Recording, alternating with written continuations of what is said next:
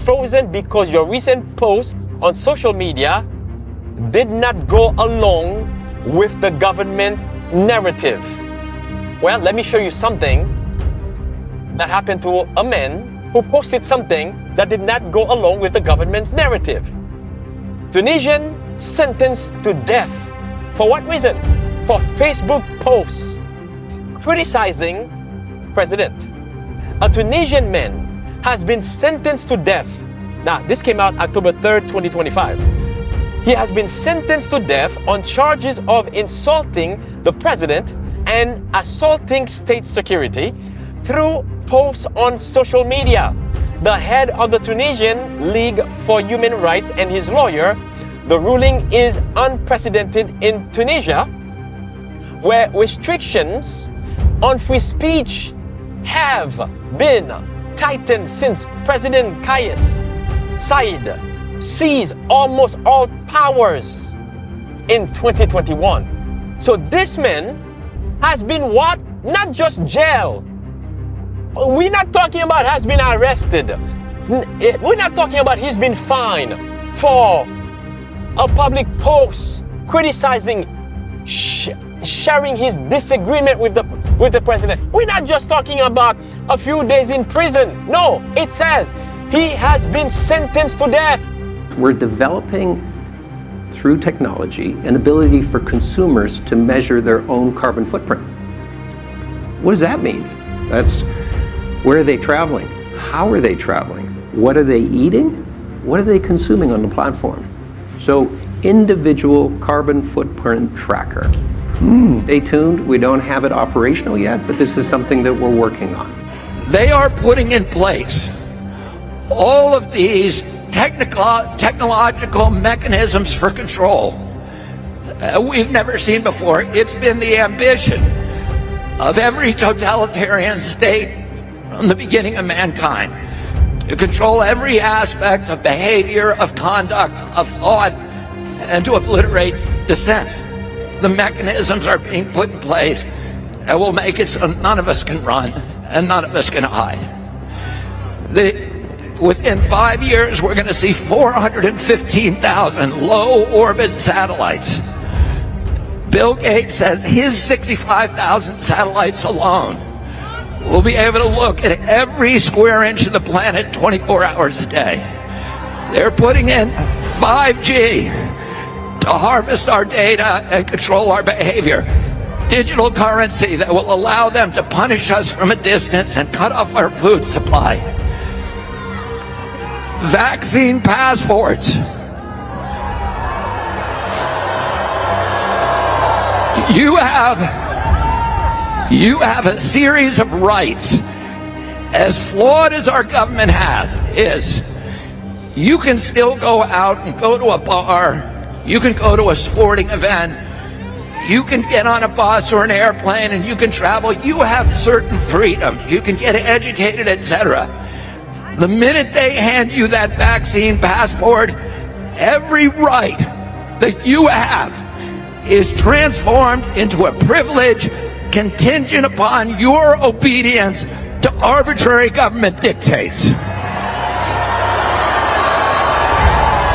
It will make you a slave. You will not be able to work in the United Kingdom if you do not have digital ID. It's as simple as that. Well, the government says digital ID will be compulsory for everyone in the UK, but you won't actually have to use it, to carry it or show it to anyone unless you're applying for a job. The ID will be held on your phone, like the NHS app or a bank card, and it'll include your name, date of birth, nationality or residency status and a photo, and possibly your address as well. By the end of 2029, you'll have to show it to your employer to prove you have the right to work in the UK, or they could be prosecuted. The government says it'll also make life easier when applying for services like driving licenses, childcare or benefits. All European countries have ID cards. Some of them, like Estonia, have digital ones too. Identity cards were brought in during the First and Second World Wars, but they were abolished in 1952. Former Labour Prime Minister Tony Blair tried to reintroduce them 20 years ago, but the plans were dropped by the coalition government because of concerns about cost, privacy and civil liberties. Digital ID wasn't in the Labour manifesto at the last election, and the then Home Secretary denied looking at the idea last year. It's opposed by the Tories and Reform, who say it's a gimmick which won't stop the votes. I do not see a single benefit to the government having digital ID other than them controlling what we do, what we spend, and where we go. A good score brings benefits, but people with low scores lose rights. The cinema names and shames people considered untrustworthy, plastering their details, even their addresses, across big screens.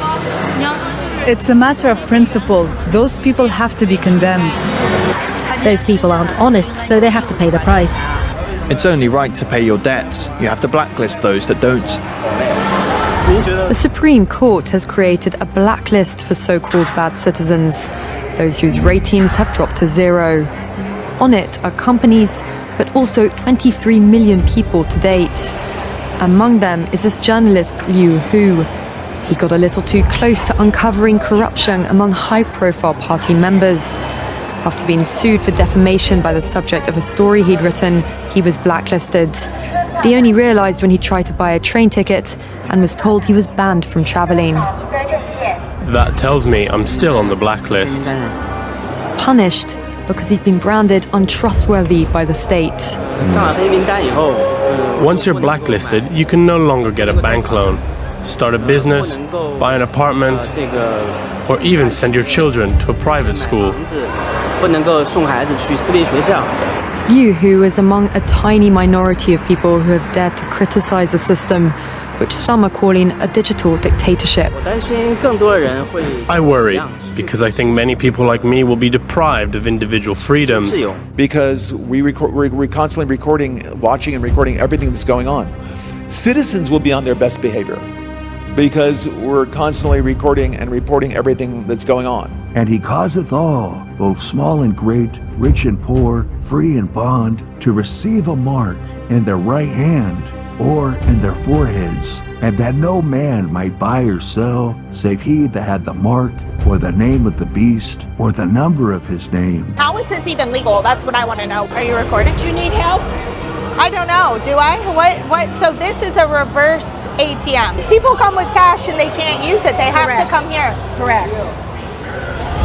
Because it's a cashless building. I have never seen a reverse ATM. So the idea is it works just like a regular ATM, but instead of putting in your card and getting cash, you put in your cash and get a card.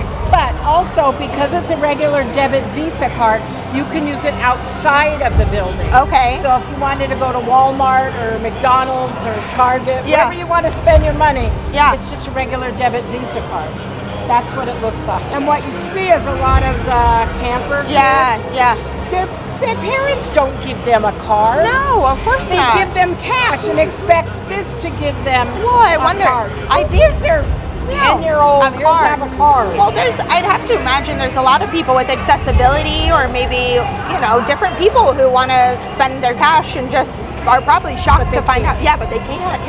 They just have to get a card and they can spend it. It's crazy because it's like legal tender, but then I'm like, I guess not. I don't know. So, okay, so what do we do here? Touch to start. Okay. You want to get a card. We want to get a card. I mean, I don't want to get a card, but I'm going to get a card. Okay. Well, remember, you can use it Wait, what was that? What was that? In it? That screen? Did we have to put in our information? Is No. that? Oh, okay. No, because at the end you can ask for a receipt. Oh, okay. Okay. And it ate it. There we go. Are you done? I'm done. Finished. Issue card.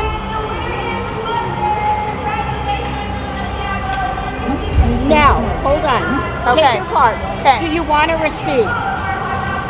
Yes, I guess so. Okay. Yes, that's Yes? yes. Now, why And do it's people? gonna come- Why do people want a receipt? What is that reason for? Just Because people like to have a receipt that they know it's really $20 and it's not. Oh. Now, the other advantage that you have with this, there's no fee charge. Okay. And whereas if you go to a lot of debit machines, you know what I mean? They charge what, $2, $5 to take out the cash. Correct. Yeah. Okay. This charges you nothing. Okay. And Wow. as you see, it's a regular debit Visa card. Yeah. It expires next year. Okay. Amazing. Wow. Well, thank you so much for your help. I appreciate it. You're welcome. This is fascinating. Yeah. What? Fascinating. Yeah, this is crazy. It's crazy. I appreciate it. Yeah, thank you so much. Thank you. You're very welcome.